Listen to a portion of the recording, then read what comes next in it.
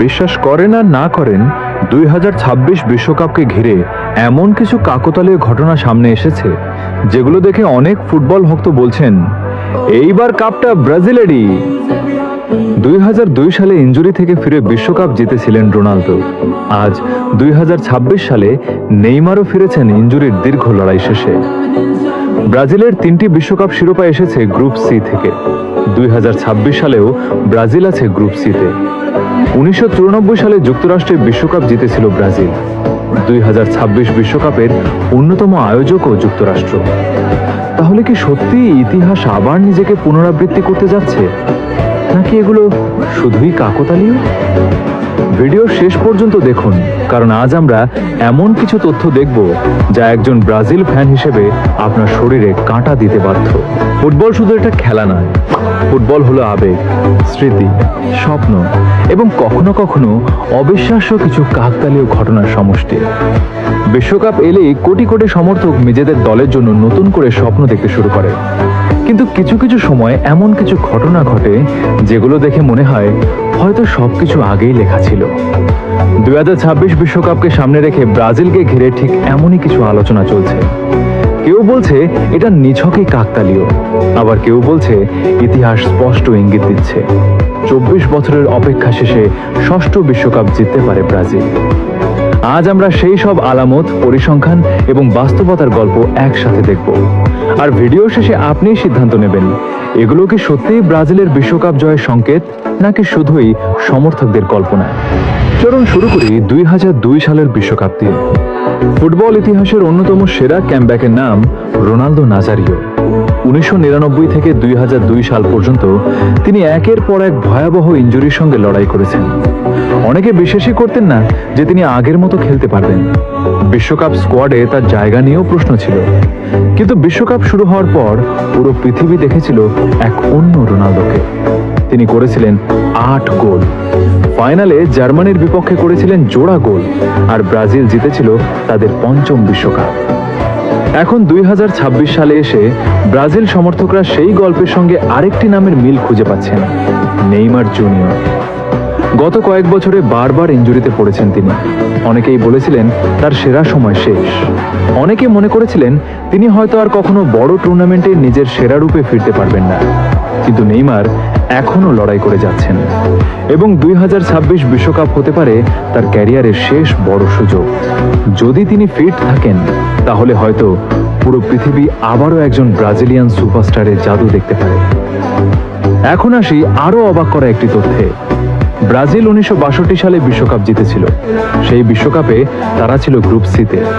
1970 সালে পেলের নেতৃত্বে বিশ্বকাপ জিতেছিল। সেইবারও তারা ছিল গ্রুপ সিতে। এরপর 2002 সালে রোনালদোর নেতৃত্বে বিশ্বকাপ জিতেছিল। সেইবারও তারা ছিল গ্রুপ সিতে। অর্থাৎ ব্রাজিলের 5টি বিশ্বকাপের মধ্যে 3টি এসেছে গ্রুপ সি থেকে। এবং 2026 সালে আবারও ব্রাজিল গ্রুপ সিতে। শুধু তাই নয়, সাম্প্রতিক ইতিহাসও যেন একই গল্প বলছে। 2018 সালে বিশ্বকাপ জিতেছিল ফ্রান্স, তারা ছিল গ্রুপ সিতে। 2022 সালে বিশ্বকাপ জিতেছিল আর্জেন্টিনা, তারাও ছিল গ্রুপ সিতে। এখন 2026 সালে সেই একই গ্রুপে রয়েছে ব্রাজিল। এটা কি শুধুই কাকতালীয়, নাকি সত্যি গ্রুপ সি চ্যাম্পিয়নদের জন্য সৌভাগ্যের প্রতীক? যদিও বাস্তবতা হলো বিশ্বকাপে শুধু গ্রুপ নয়, পুরো টুর্নামেন্টের ধারাবাহিক পারফরমেন্সই সবচেয়ে গুরুত্বপূর্ণ। তবুও এই ধরনের তথ্য সমর্থকদের স্বপ্ন দেখাতে বাধ্য করে। এবার আসি আরেকটি আলোচিত বিষয়। 1994 সালের বিশ্বকাপ অনুষ্ঠিত হয়েছিল যুক্তরাষ্ট্রে। সেই বিশ্বকাপের ফাইনালে ইতালিকে হারিয়ে চ্যাম্পিয়ন হয়েছিল ব্রাজিল, এবং সেটাই ছিল তাদের 4র্থ বিশ্বকাপ শিরোপা।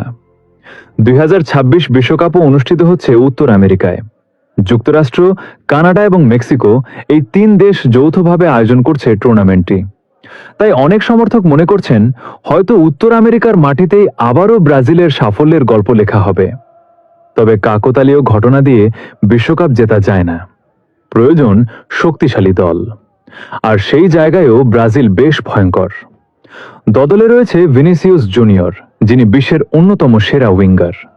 আছে রাফিনিয়া, আছে ব্রুনো গিমারাইস, আছে রদ্রিগো, আছে তরুণ প্রতিভা এন্দ্রিক। আর যদি নেইমার পুরোপুরি ফিট থাকেন তাহলে এই আক্রমণ ভাগ যে কোনো ডিফেন্সের জন্য দুঃস্বপ্ন হতে পারে। তবে সমস্যা একটাও নেই এমন নয়।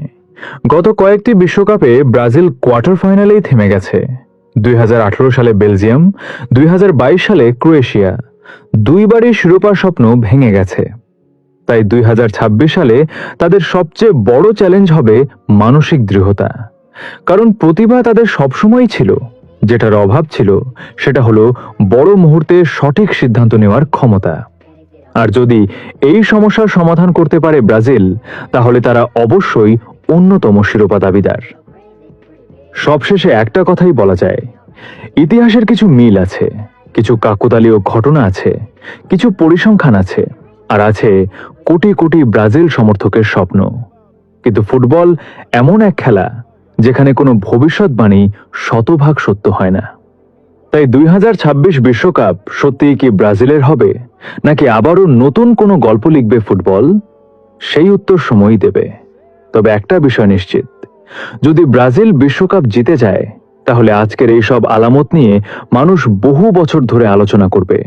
আর যদি না জেতে তাহলে এগুলো শুধু ফুটবল ইতিহাসের আরেকটি মজার কাকতালীয় ঘটনা হয়ে থাকবে। এখন আপনার পালা। আপনার কি মনে হয়, ব্রাজিল কি 2026 বিশ্বকাপে ষষ্ঠ তারকা যোগ করবে, নাকি অন্য কোনো দল বিশ্ব ফুটবলের সিংহাসন দখল করবে? কমেন্টে অবশ্যই জানান।